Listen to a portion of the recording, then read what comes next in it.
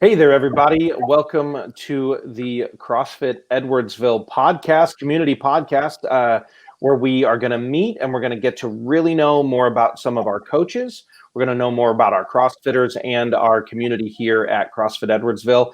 Plus, we want to create an avenue for, the above and beyond, the coaches, the community themselves to share their stories, as well as learn about maybe some of our locally owned businesses, some of the characters behind them.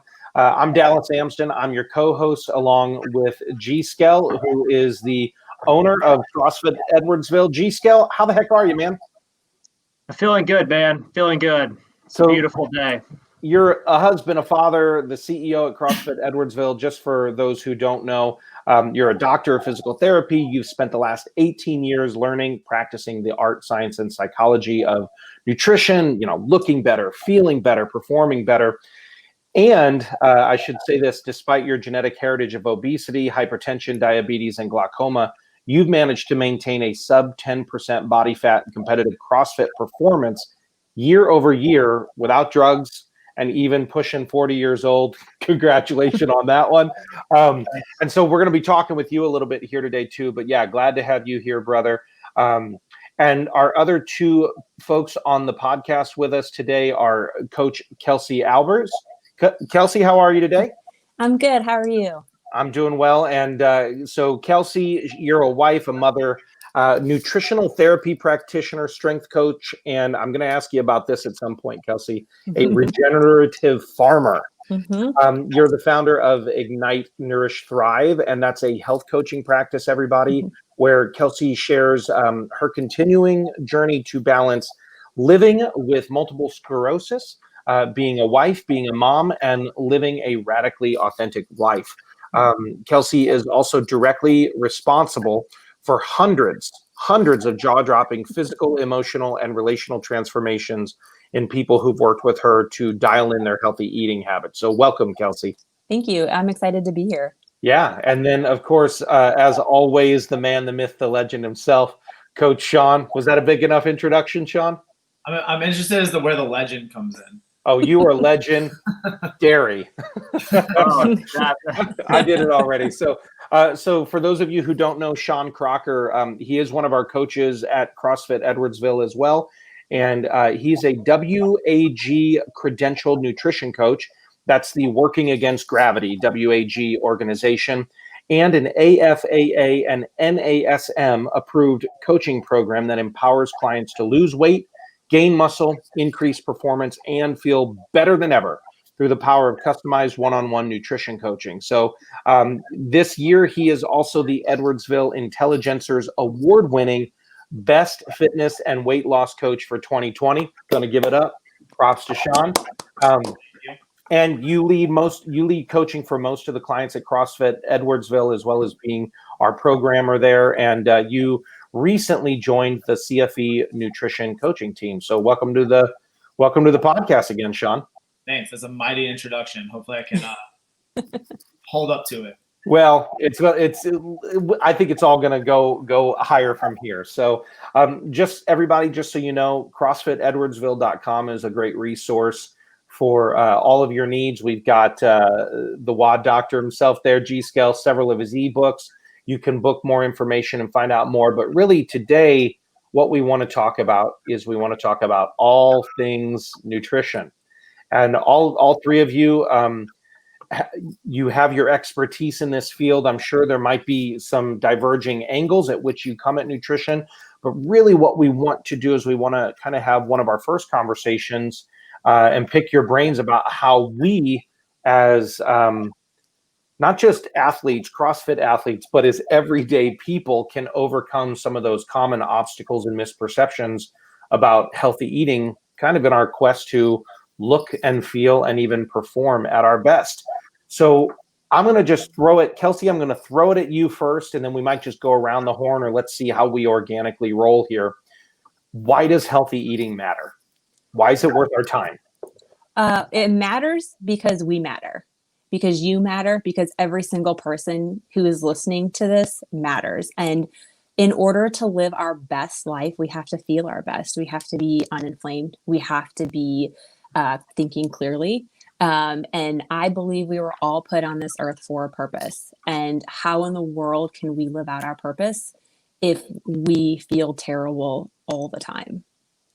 Yeah, that's good. You said an interesting word there, uninflamed. And I'm sure we're going to talk about inflammation a little bit, but why do you just tell me why you think uninflamed is an important part to that whole?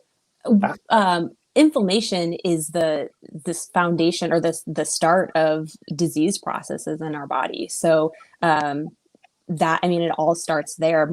Or you can track lifestyle diseases back to it. You can track injury in the gym back to it. You can track foggy headedness back to it. So it's all of these little things that make up the quality of our life back to inflammation.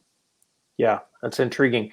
Shawn, what about you, man? Let's and I'll start featuring you each as we talk a little bit more here. But Shawn, she mentioned several things there. Do you have anything to add to why healthy eating matters? Why is it worth our time?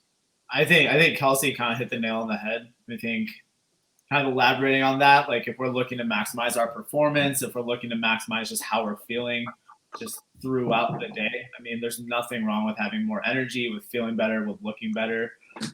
Diet kind of it fits into and expands everybody's goals regardless of what they are. So kind of following up what Kelsey said. Yeah, and G, anything else to add to that? Yeah, there is nothing that makes a bigger impact in how you look, how you feel, how you perform than how you nourish your body. That the foods that you eat, the things that you drink, things that you eat and don't eat, those are the things that are the key drivers in, I would go so far as to say, is your quality of life. And I think there's a good reason why CrossFit in their hierarchy, their little triangle, the absolute foundation, the base of the pyramid is nutrition, because it is the ground, is the foundation for everything else you want to do with your health.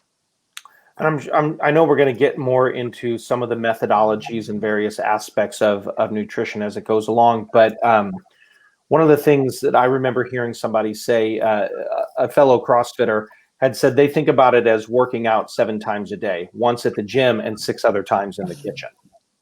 I found that to be an intriguing way to think about it. Do any of you have any thoughts on that?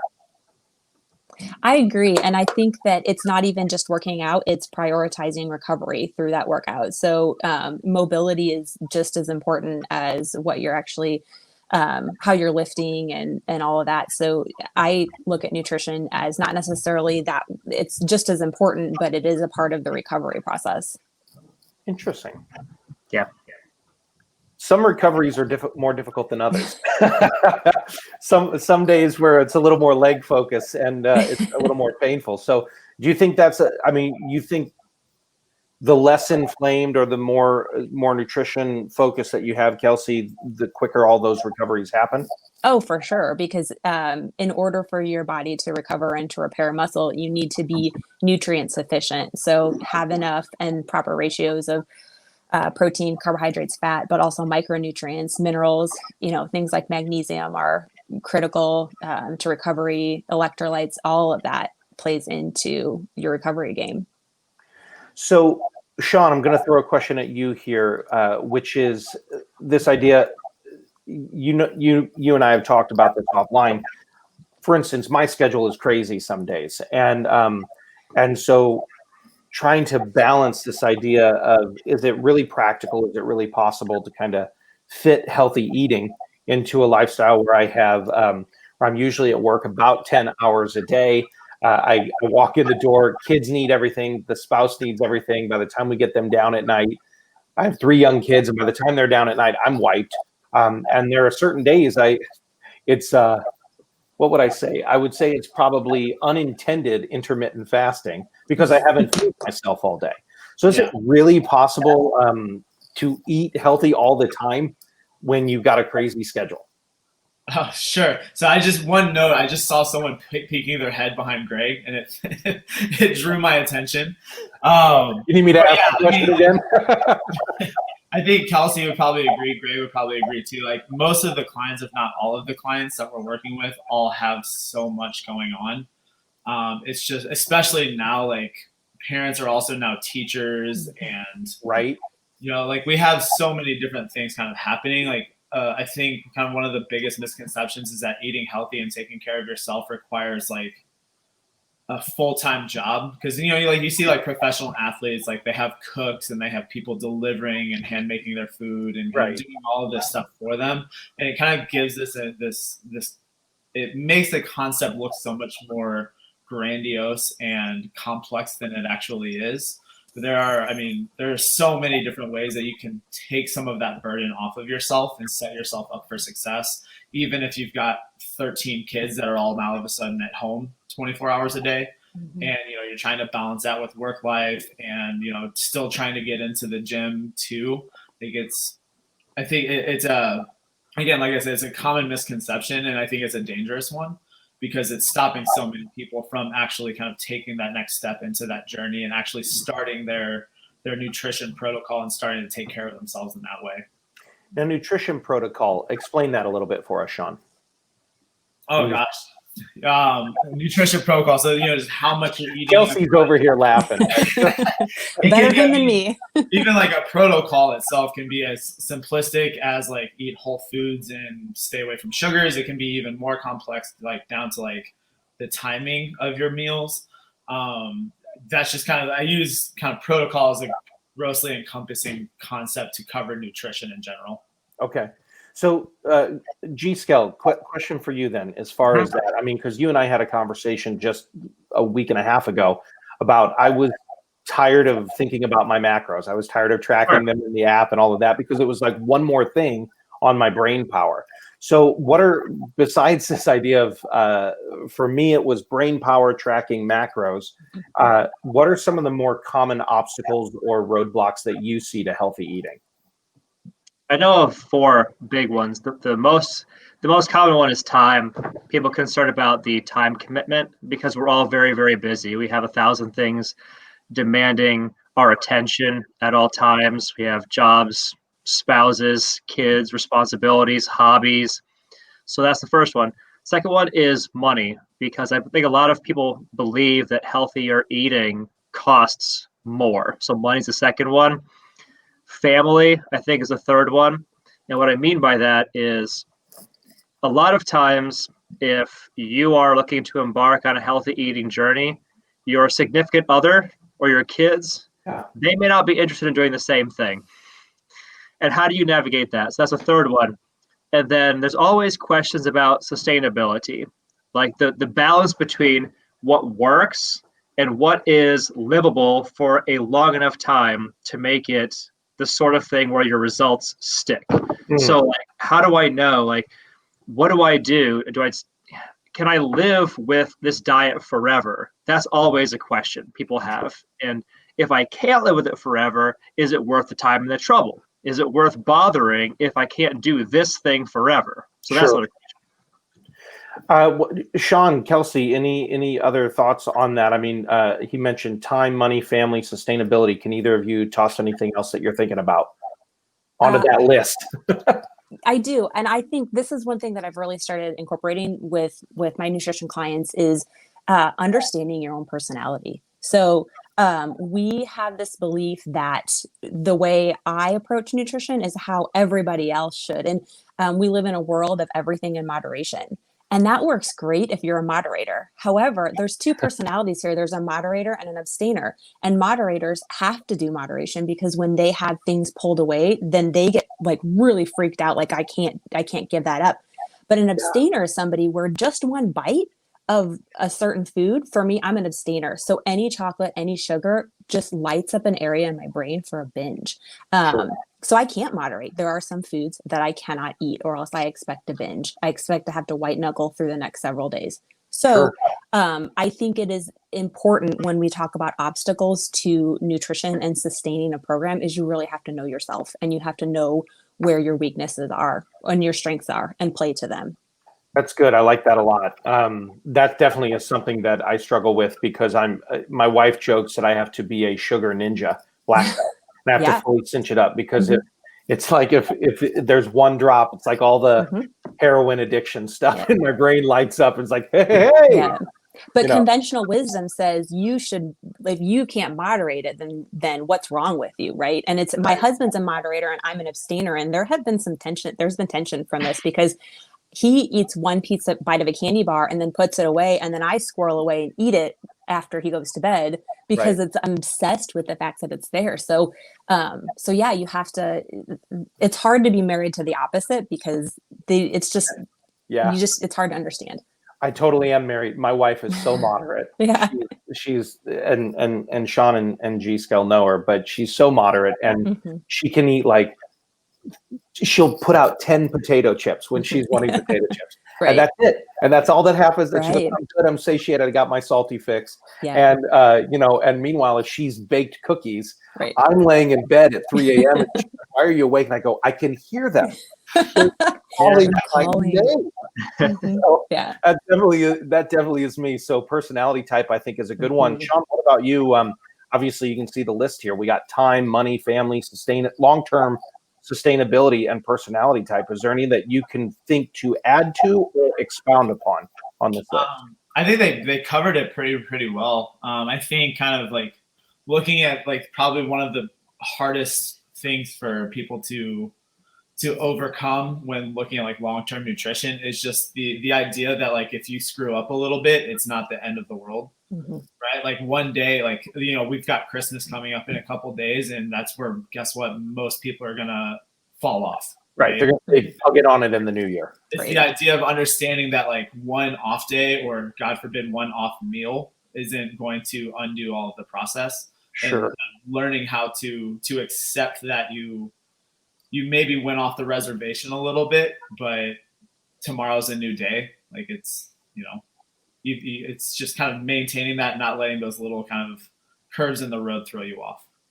Well, and I think, Shawn, that kind of speaks to this idea of sustainability a little bit that G had mentioned a few moments ago, of when you're working with a client, and we can toss this at all three of you, but when you're working with a client, obviously there's the point where they need to just lose the 15, 20, 30, 40, 50, whatever amount of pounds, X amount of pounds they want to lose. And so the nutrition, probably the game plan looks a little different than when they hit closer to their, you know, fat percentage or target weight or whatever that goal might be, then sustaining from then on out. So Shawn, how do you shift that thinking for the person to go out of, I need to burn off a bunch of stuff, versus now I need to maintain a lifestyle of eating and sustainability? Yeah, it can be really hard, especially coming out of a cut. Like I've got a client right now that's really close to her goal weight, and it's right. We've been having the conversation of like what maintenance looks like, right? It's just kind of getting them comfortable with the idea that their weight might go up a little bit, but now they're going to be, you know, they're not going to be as in the hole as far as like caloric intake. That in all likelihood, they're probably going to have a little bit more energy. They might have a little bit more strength now that we have cut the weight off. And it's just kind of setting up realistic expectations on kind of what the future is going to look like. And then hopefully by that time, we've set such good habits on food selection and, you know, how to set up like an appropriate plate that those skills have kind of carried over, so that they don't need, I mean, my goal, at least as a nutrition coach, is to give the client the tools so they don't need to pay me every day for the rest of their life. Right? Because like, honestly, like, you know, it's not, nutrition isn't like rocket science. Like you don't need like super, you know, in-depth like equations to kind of get your way through it. So it's kind of from day one, setting up the expectations and just giving them the tools so that they can make it through the rest of their life without kind of going back to what led them to us in the first place. Sure. Kelsey, any thoughts on additions to that? I think Shawn did a great job of, like, he hit the nail on the head. The one way that I approach it is, what is sustainable for today? Like, we have a tendency when we look at a nutrition plan, like, can I maintain this at my children's wedding in 25 years? Right. That doesn't matter right now. Like, let's talk about what's good for you today. And so what's sustainable changes, right? So let's say we have somebody who hits their goal weight and they're really happy and they just want to learn how to maintain this weight and how they feel. But somebody else might say, you know what, I really think I want to try like a physique composition or competition. And then it's a different conversation. So what's sustainable for today? And then always come back to what is the goal of what we're doing together. Yeah, that's good. G, I see you nodding there. What do you want to add to that? Just agreeing. That's all. They articulated it well. I have nothing to add to that. Oh, well, man, come on. Well, then since you're already featured here and I'm talking to you, I'm going to ask you the next question. We'll start with you. Is Sure. really this idea, we talking about this obstacles, but the other question I'd like to ask is what are some of the most common misperceptions about healthy eating? And I think we've kind of alluded to a few of them, but how Sure. would you answer that question?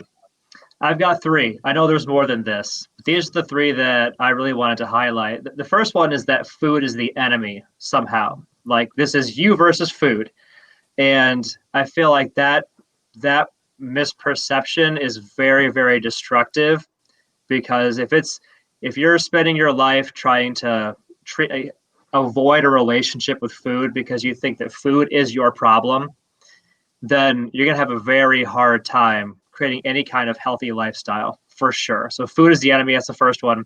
The second one is that calories are the most important variable, and that calories in, calories out is the most important equation. Okay. So that's the second one. And then the third one is that healthy eating is a suffering contest, or that healthy eating is all about eating less. Those are my three. I like all three of them. I think we could probably peel apart all three. Everybody here could take a crack at the bat here, but I want to lob it at Shawn and Kelsey. Do either of you have any others that you can think of to add to that list?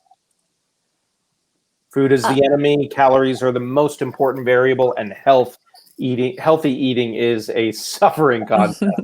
I really like that last one, Greg. Like if you are suffering eating healthy, like find a new blog to follow, because there are so many recipes on the internet that are so delicious and so fulfilling. Like it's amazing.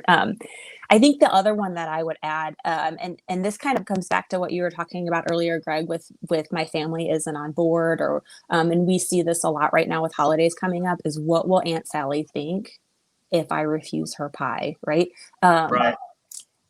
You don't owe anybody an explanation for what you put into your mouth. Like that's a fact. And I think sometimes we get so caught up in what's my family going to say? What's this person going to think? Like, it doesn't matter. Like you have to, again, you are worth it, and do it because you are worth it, and do it because you need to live your best life. And you don't need to apologize for that either. Right. Mm-hmm. You don't have to apologize for making healthy choices. Right. That's good. Yeah.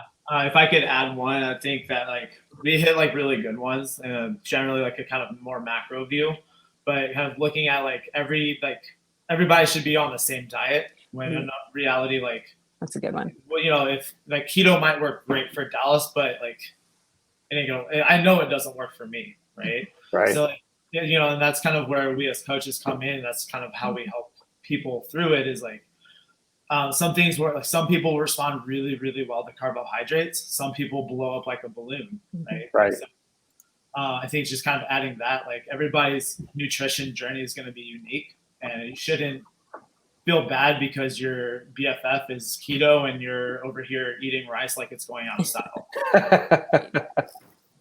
And it is not going out of style. We should preface that for everybody listening. There is plenty of rice. So I love the idea here. If we can sit here, everybody, just for a few minutes, let's kind of break some of these down one by one, because I think this is a great list. So food is the enemy. G, you brought that one up, so I'm going to toss it to you first. Talk about that just a little bit, and then we'll see what others can add, and then we'll move kind of to the second one. Just briefly, I feel like any kind of sustainable, healthy eating plan is developing a healthy relationship with food, where you don't perceive that you have to avoid food to succeed. You don't perceive that you have to run from it, but that literally eating and having a positive relationship with food is an essential component to being able to stick to anything for a while. All right. Shawn or Kelsey, anything either of you want to add to that? No, I think that's it. No, I think that covers it. Mm-hmm. All right. I found, I found too that I remember there was a meme I saw months ago that basically said, I don't work out to punish my body. I work out because I love my body. And I would take out workout and throw eat healthy. I don't eat healthy to punish my body. I eat healthy because I love my body. But I would say for me, I definitely have had a love-hate relationship with food because I don't feel like, back to the point, Kelsey, that you and I were talking about a few minutes ago with personality, is I feel as though if I'm not being a black belt or a ninja, then it's going to control me. And so I have viewed it as a little bit of a war against food. And I know I'm not alone in that because I've talked with others about that as well. So give me a what would be one single like practical step that I could say, this is a good way for me to start befriending food in a way that I can shift that? Because I know I need to shift the thinking, but what's the one thing I can do to start the shift? Well, for you, because I know that you're an abstainer, I would say recognize that you probably have a voice of sabotage who's telling you food lies, who's telling you that I have to have that cookie because it'll make me feel better. It'll scratch an itch. I have to have that. Or Aunt Sally's going to be really mad at you. You have to speak back at that voice of sabotage with truth, right? Like, no, Aunt Sally will not be mad at me. No, I cannot have one cookie because history tells me that I cannot have that. Like, I will eat 10 of them if I have one of them. So that's where I would start with you personally. For anybody who's listening who may not relate to being an abstainer, I think that you have to find the good things, right? The other thing that I see a lot on nutrition programs is like free food. So food that doesn't, greens, broth, all of these things tend to be free food. I don't like to look at free or food as free or anything like that. Like, every food has something either positive or negative about it. So what is this positive thing about this chicken breast that I'm eating? What about this positive thing about this soup? And just start to pull out, like, what is this food doing for my body? Yeah. Okay. I Shawn? could piggyback off of that too. Yeah, go for it. So, and we can get into like our strategies for how to address these things in a minute too. But something that we've discussed, Dallas, I think is very related to this topic, is the idea that food is not a reward or a punishment. Yeah. It is not a reward. It's not a punishment. And I think a lot of people have this subconscious, below the radar programming they're not even aware of. Because ever since we were little, I don't know about you guys, but ever since we were little, it was like family gatherings and like celebrations for birthdays and holidays were where you would gift people food, or where you would celebrate victories with food. And food became, whether we were aware of it or not, it was like a reward for good behavior. Like, we did well in school, food is a reward for good behavior. Right. Or the converse of that, also just as damaging, I think, is the idea that if I don't do well, I skipped the gym today, therefore I'm going to punish myself. Maybe I don't use that word, but I am not going to have this food, this dinner. I'm going to skip dinner and go to bed without dinner because I need to reprimand. I need to discipline myself for skipping the gym today. I think that both food as a reward and food as a punishment are both similarly self-destructive thought patterns, I think. That's good. Yeah. Shawn, I want to throw it at you here with one of the other misperceptions that was in that list from earlier, this idea calories are the most important variable. That was one that G had popped up here. Obviously, we have been trained from time immemorial here in the U.S. Food pyramid and which is wrong too. We don't need to get into all of that, but when it's run by a cereal maggot. But we are taught to think calories in is fuel, calories out. More calories out than calories in is weight loss. So G brought this up that it's not the most important variable. What do you think about that? Yeah, I agree. I mean, I think there's so many variables. It's there's so many things kind of at play here. I mean, like Kelsey brought up inflammation, right? Like you can fill out your entire day with French fries from a caloric standpoint. Like, I think we can all agree that like eating French fries for an entire day to fill your caloric needs is probably not going to lead to long-term health, right? So like, yeah, they're definitely an important variable. As far as being the most important variable, I don't agree there. I don't even think it's the only variable, right? Like you break down calories, and now you start to kind of get into like more macronutrients. Like you need proteins, you need fats for hormone function. You don't need carbohydrates technically, but most people, can use carbohydrates for energy. Protein is going to help you rebuild your muscles. You get beyond that, you go into your micronutrients where, that's where like kind of the real fun stuff starts happening. So yeah, I mean, there's so many things that would be detrimental to say that anything is the most important variable because they all kind of interplay with one another. Gotcha. Kelsey, you wanna jump on that? I hear you nodding along. So any additions to that? I think he hit it on the head, and I would say too that human beings are complex systems, and complex systems can't be broken down into simple concepts, right? So calories, yes, one factor. Macronutrients, yes. Micronutrients, yes. Happiness, fulfillment, like we could go on. Stress, sleep, they all matter. Yeah. Okay. Gee, what about you, man? Any final thoughts on that calories before we delve a little bit into misperception number 3? No, let's go on ahead. Okay. We've covered it well. Since you're already talking, let's talk about that. Let's dive deep into number 3 here, which we said healthy eating is a suffering contest. I know we've kind of been talking about that a little bit here about punishing yourself or this or that, but what is your thinking on why it's not a suffering contest? Because if you're doing it right, healthy eating is kind of awesome, and the food is delicious. That's the simplest answer. I think all of us would probably agree to that, right? Yeah. Do either of you, Shawn or Kelsey, have anything to add to that one? Well, we talked about sustainability. Suffering is not sustainable. So if it's miserable, we have to find a different solution. Sure. Agreed. I would ask, like, have you ever tried cooking? Because food is awesome. You can get so in depth with cooking, or even like the most thing, a little salt, a little acid, a little fat, and you've got a great meal. Like, yeah. I would say that like if you truly believe that healthy eating is suffering, like you need to experiment a little bit more in the kitchen because there is some really cool stuff to do.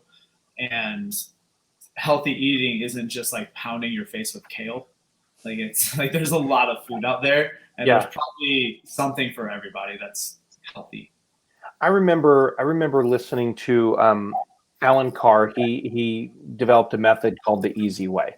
And one of the things he talked about was in the easy way, there's kind of 2 monsters. There's the big monster, which is the thinking. And Kelsey, you alluded to that a little bit ago, that it's either a reward or like I get pleasure from this or I get comfort from this. But the small monster is just the cravings. But when he delved into, in the audiobook version, when he delved into this idea that candy is colored like fruit for a reason, to attract our eye and to get us attracted to those things. But if we look at the actual fruit, it's more fulfilling. It's very flavorful. Same with onions and garlic and all this stuff. And Shawn, I think you nailed it there. I think good cooking makes healthy eating a lot better. Yeah. Yeah. So, Kelsey, you brought this misperception up, which is what will others think? And you mentioned Aunt Susie. I feel sorry for your aunt, by the way. I don't have an Aunt Susie. Oh, okay. I use that name on purpose. So I actually have a real Uncle Bob. So whenever anybody's like, well, Uncle Bob, I have to think I actually have that guy as my uncle. So talk to us a little bit more about this perception of what others think, and why is that such a determiner in our nutrition journeys? Well, I don't want to take a total pass on this, but I do wish I knew why it was more like we as human beings are so attuned to what other people are thinking of us, and that nutrition journey is just so much in with that. Like I wish I could have a better answer as to why we think that way, but I would say it is incredibly common. I see that a lot of times with my clients. Like, we're afraid to go to somebody's house and say no. And I remember doing a video on this forever ago. And it was specifically talking about giving up alcohol, right? Like, go to a party and refuse a drink. And don't say that you're an alcoholic, and don't say that you're pregnant. Well, you guys wouldn't have to worry about that, but like don't give a reason other than I don't want to do it. And people come out with like judginess on it. And sometimes it's our own perception, and sometimes it is people who are uncomfortable with us making those changes.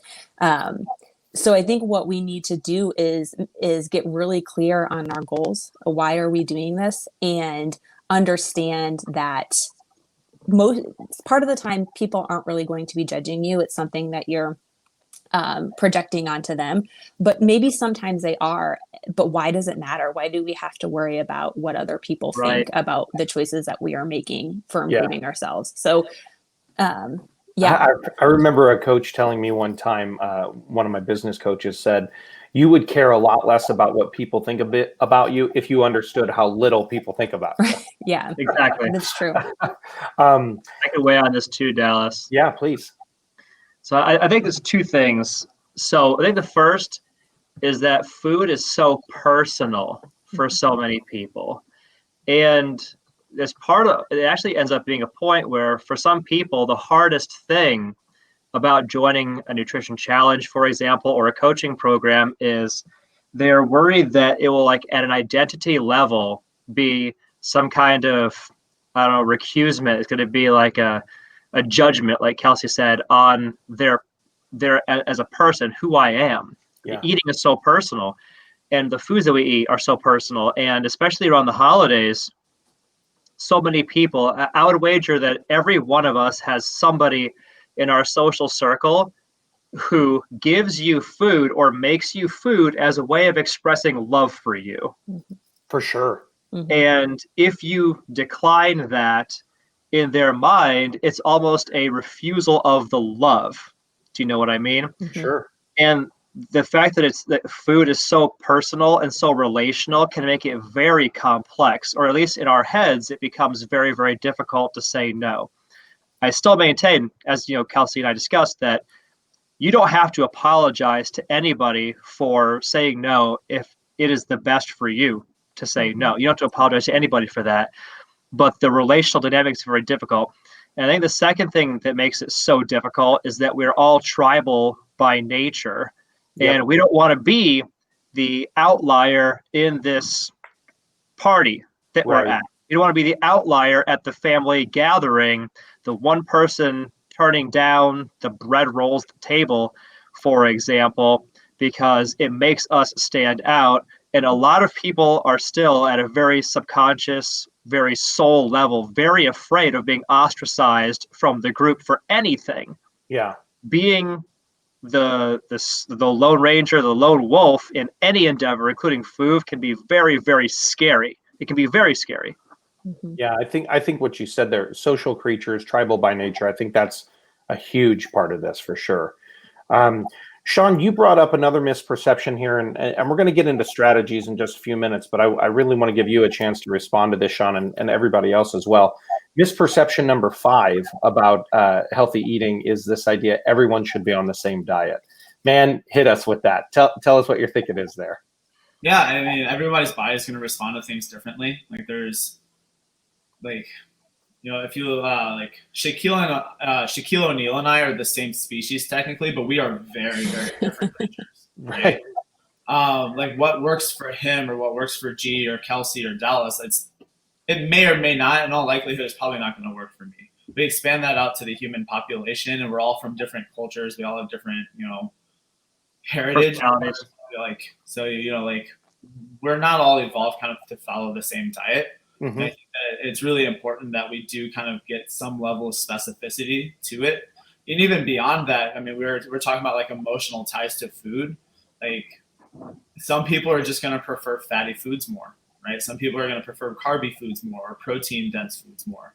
Like I've got a whole group text chain of like smoking meat people that we kind of go back and forth. like, again, that's pretty much all fatty meats. Right. Right. So we've got to take all of that stuff into account, and this kind of ties back into sustainability as well, right? So again, there's so many kind of factors that are playing into it. It would be almost criminal to say like everybody should be keto or everybody should be paleo or everybody should follow zone, or, you know, insert whatever, you know, diet into the equation you want to, but not everybody is going to thrive and enjoy every single diet out there. So it needs to be kind of taken into account: personalization, emotions, cultural heritage, upbringing, things like that. So do you think, Shawn and Kelsey and G, I see G writing some notes here, so he's going to have something to say about this too. But do you, Shawn, see this as why does something? Let's use keto as an example. In the last few years, keto blows up, and you know it was Atkins a few years before that, and it was this and that. What do you think? Why do you think something becomes so popular outside of the pure marketing dollars behind it? I mean, marketing can definitely play a role into it. I think specifically, like, the time that it takes to see results on specific diets is significantly faster with certain things. Sure. I think keto is a great example of that, because you can drop some serious weight really quickly. And that's a lot more digestible for people, right? If I tell you, like, I'm going to put you on this diet and in 2 weeks you're going to lose 10 pounds, it sounds a lot better than, hey, let's put some real hard work into some sustainable goals here and, you know, habit forming. And then in 2 months, you're probably going to be down 10 pounds, right? It's a much easier sell.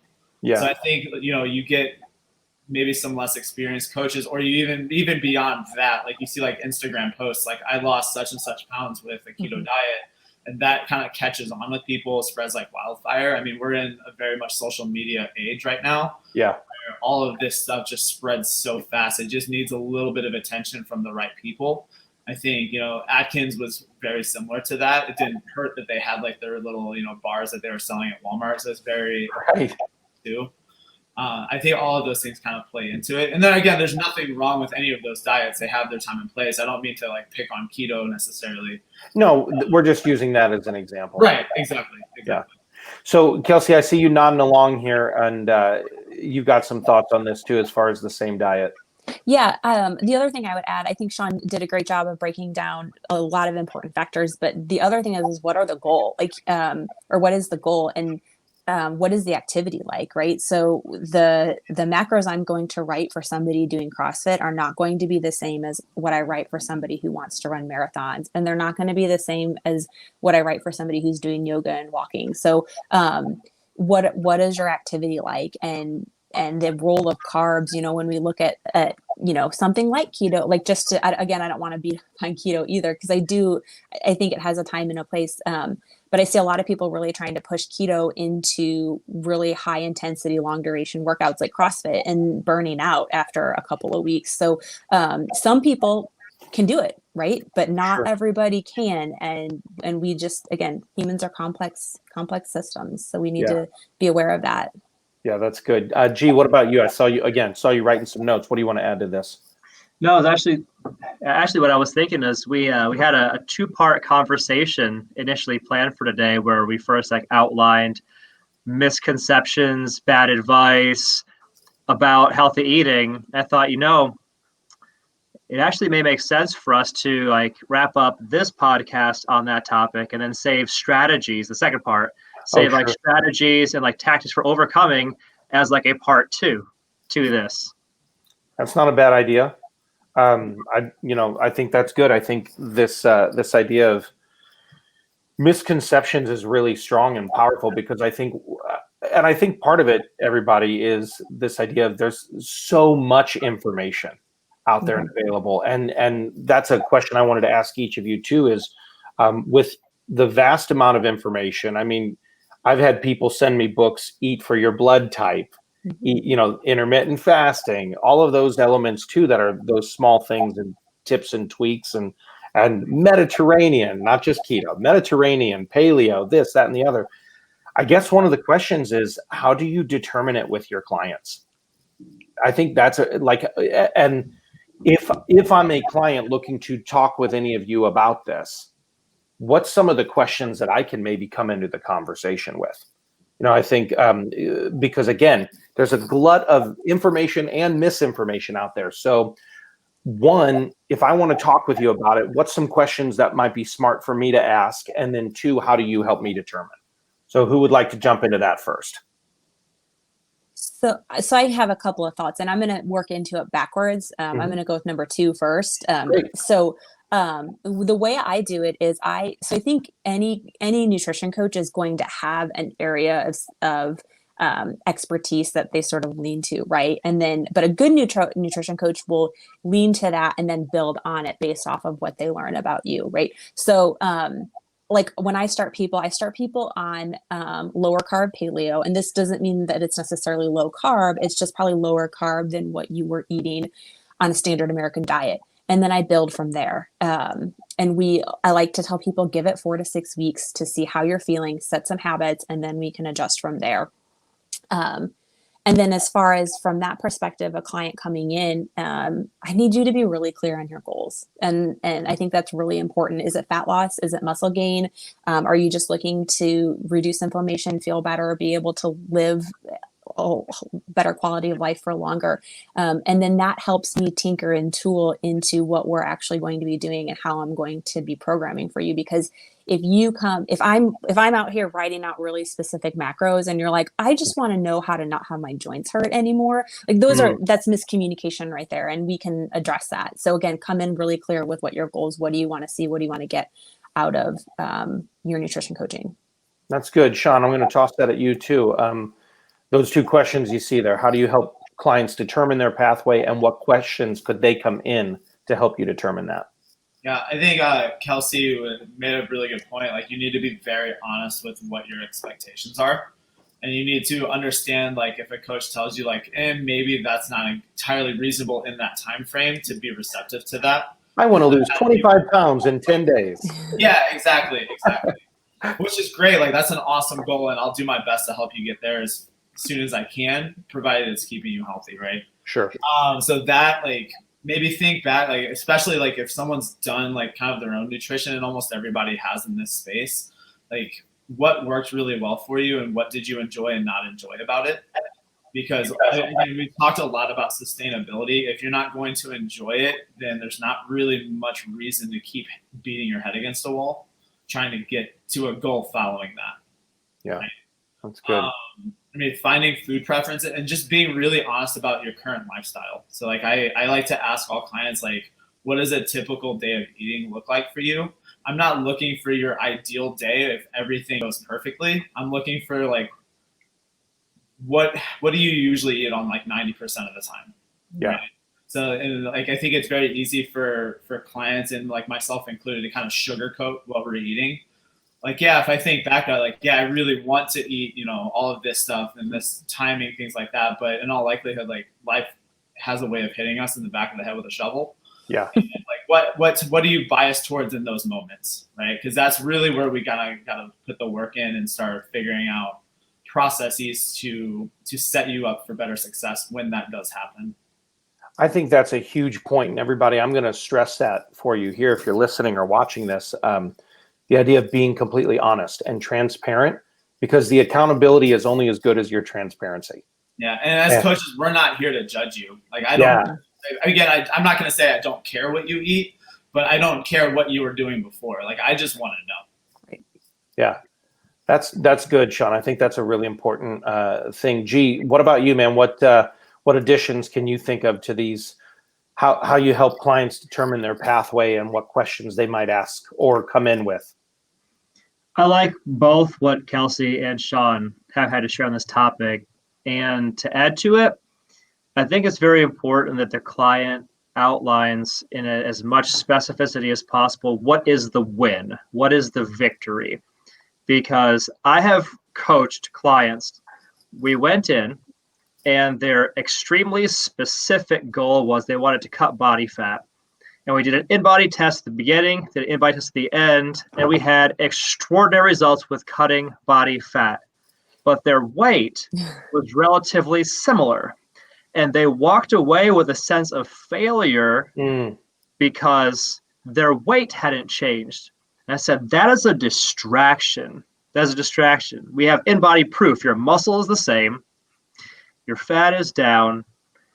Any difference there is water. This is a distraction. You have your victory. Allow yourself that victory. It's very easy for all of us to get distracted by things that matter little. I did everything I wanted to do with this challenge, except that, my family didn't enjoy the food. Or I did everything I wanted to do in this challenge, but the scale didn't change. The scale is such a distraction for so many people. That can be discouraging as a coach and as a client. So I would say outlining clearly what is the target and then keeping that target. And there might be a few targets. Like sometimes the win isn't a physical change at all. Sometimes the win is I just feel better. I feel better about me. My energy is better. I don't walk around with this terrible, persistent sense of guilt about what I ate the other day. And for so many people, guilt is such, they are so associated with food and guilt that, again, it goes back to the relationship thing. You have to espouse, you have to foster a healthier mind space attitude towards food if you're going to make this sustainable. I think one of the things you just said there too, G, that made me spin off is this idea that what the scale determines your identity and it determines your value. And I think that's a misperception a lot of people have too. I mean, I know it's fed my values in a lot of ways over the years. So I think that's good. So everybody, I hope you're getting some good takeaways from this because they're throwing some good truth bombs on the table. I do think you're right, G. I think we should save some of maybe the strategy breakdown things for another conversation. But I have one more question for you all, and this can even be a little fun. What is the most common bad advice you hear about how to eat in a healthy way? What would be something that you're like, that is absurd? Oh, nobody is ready. I got it, but I want to. Kelsey is winding up the fastball right now. Can you see it? I can see it happening too. And Shawn's got something as well. The train is literally on the tracks. Kelsey, take it away. I've got them too, but Kelsey, you go first. There's several going through my head, and I'm trying to figure out how many people I want to just anger by saying some of these things. So I'm just going to go through it. Blast. So first of all, everything. Just in case, everybody, it's at Kelsey Albers if you want to reach out to her. Well, first of all, I already said that everything in moderation. When we talk about different nutrition plans for different people, a moderation approach assumes everybody has the same personality and same approach, and we don't, right? So stop saying that, right? Like that's when you see that, let's eat low fat, right? Fat makes you get fat, and that we know science is bearing out that it is not true. And yes, too much fat can make you gain weight, right? It is very calorie dense, but we've talked about complex systems and all of that, so I don't want to go too far into that. But this low fat myth, I think, has caused a lot of harm over the last 60 to 70 years. So that just absolutely drives me crazy. And then this third one, again, it might make people feel uncomfortable, but it drives me crazy when I hear people endorsing plant proteins over animal proteins as a superior form of protein. You're going to get hit up on this. I'm going to get hit, and it's okay because I have science to back me up, and it exists, and we know this, right? I'm not knocking plant foods. I'm not knocking plant protein, but plant protein is not on the same playing field as animal protein. Full stop. All right. I know there was a very popular documentary that came out. I think it was on Netflix or something this last year about plant-based proteins, and it was all these athletes and things like that. But Shawn, I'm going to let you can either weigh in on what Kelsey just said, or you can go in a different direction. What do you want to say to those?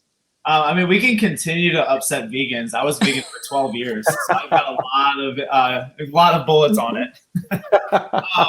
I think like the big one is just constantly telling people to eat less or that they are eating too much. I think, we go back to like misperceptions and like people thinking that you have to like not eat at all to lose weight. I think that's, again, it's a very dangerous mindset. When I think a lot of times, and maybe Kelsey and G can weigh in on this, like a lot of times nutrition clients are like, I can't believe like I actually lost weight and I'm eating this much food. Right? That's a common thing I see from people when they start actually eating like whole based foods and doing a little cooking for themselves. So I think I'll throw that one out there. Sure. I think too, you discover how much food you can actually get in 2,000 calories when it's nutrient dense.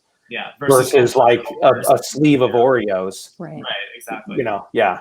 So, G, what about you? What can you think of any other bad advice that you hear about eating? My absolute favorite one is the one that Shawn just said. Like, oh man, I feel so bad when people believe that the only way to eat healthy is to starve themselves. It just breaks my heart. I hate that. I hate that for them. I hate that they feel that way, and I hate that is going to make healthy eating sound just awful for the rest of their lives. You know what I mean? That one is the worst. Mm-hmm. All right, that's good. Well, guys, I think we covered a lot of good stuff here today. I want to take a moment, and again, we'll have you all back to discuss some of the strategies, the tips, the tricks, all of those things, and the variables in a more practical way. But I think this was a good 30,000-foot high-level view. Obviously, keto and veganism got a little banged up today, but I think, you know what? I think they're going to make it. I think they're going to be okay. It'll be okay. So real fast, everyone, just again, anything that you want to reach out to CrossFit Edwardsville, you can check that out at CrossFitEdwardsville.com, CrossFitEdwardsville.com. And obviously you can reach out to G Skell. He's the CEO here of CrossFit Edwardsville on Twitter. Or no, you're not on Twitter. It's on Instagram and Facebook, really. Yes. His social handles at CrossFit Edwardsville. And of course, you can reach Coach Shawn too. He spells his Shawns with a V in his handle, so don't let that throw you off. But obviously, you can always reach out to him with questions, or Coach Kelsey at Kelsey Alberts. And all of them are available to help you out, to help you chart that course for your nutrition life. And again, you can also visit CrossFitEdwardsville.com. There are some free ebooks and resources available, and you can find us on Facebook and on Instagram as well. Whether you're new to the journey or whether you're wanting to level up to the next thing, CrossFit Edwardsville is a great place to hone your game. And I'll just say again, coaches, thank you for your time today. Really appreciate it. Thanks, Darren. Thank you. Awesome. So everybody go out there and have a championship day. Love it. Thanks, brother. See you guys.